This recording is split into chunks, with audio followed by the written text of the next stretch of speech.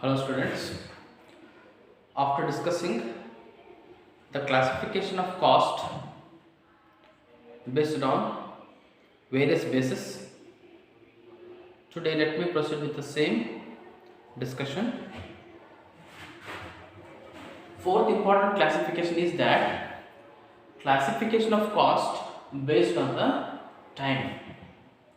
So under this head we are going to classify the cost into two types. One is historical cost and another one is the predicted or predetermined cost. So the basic condition is, what actually is meant by historical cost? The name itself suggests that this is the cost which is incurred due to past events, and this cost can be ascertained after completion of production. That is why it is so called as the historical cost.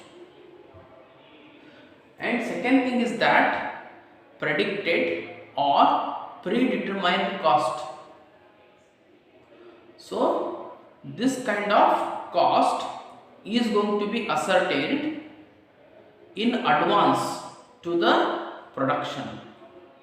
It means that when the production of goods and services is going to be undertaken, before completion or doing that kind of a production, this cost can be identified or ascertained.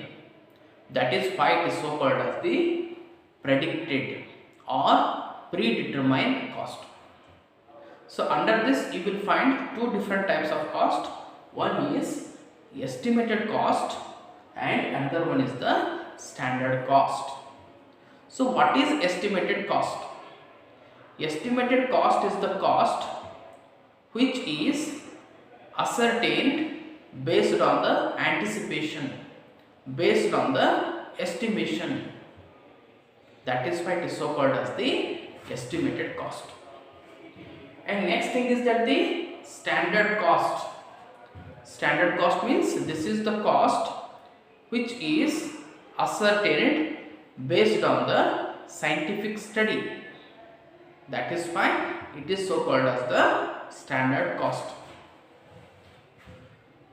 And that is all about the classification of cost based on the time. And next thing is that the classification of cost based on the controllability. So under this you will find two different types of cost. One is controllable and another one is the non-controllable cost. So what is controllable cost? This is the cost which can be controlled or monitored by taking a suitable actions, or by managing them properly, or by strict supervision. That is why this cost is so called as a controllable cost, which is within our control and which can be properly been monitored. That is why it is so called as a controllable cost. And next thing is that the non-controllable cost, which is not within the control, and after taking the suitable measures and by managing them properly also, it is simply beyond our control only. That cost is so called as the non-controllable cost. Okay. And next thing is that the classification of cost based on normality. So based on the normality you will find two different types of cost. One is normal cost. So what is normal cost? This is the cost which is normally incurred in the normal conditions of the time. That is why this cost is so called as the normal cost. And what is abnormal cost?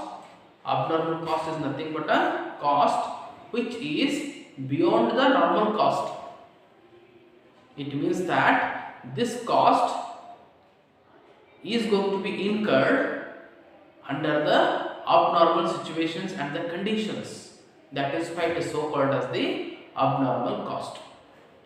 And next thing is that the classification of cost based on averaging. So based on the averaging, you will find two different types of cost. One is total cost and another one is the cost unit. So what is total cost? It is the sum total of different costs which are incurred with respect to the production of various types of goods or the services. In other words, we can rightly say that it is the aggregation of all the costs which are so incurred with respect to the variety of the products to be manufactured by an entity. That is why it is so called as the total cost. And another one is the cost unit. This is the cost which is incurred with respect to the particular item, particular service. That is why it is so called as the cost unit. And next go through the classification of cost based on the identifiability or traceability. So under this basis we will find two different types of cost. One is the direct cost and another one is the indirect cost. So what is direct cost? This is the cost which is identified with respect to the particular product or the services. That is why it is so called as the direct cost. And next thing is that the indirect cost, which cannot be specifically identifiable with respect to the product, service or the department. That is why it is so called as the indirect cost. So this is the discussion with respect to the classification of cost on the various basis. With this I am going to conclude my discussion. Thank you.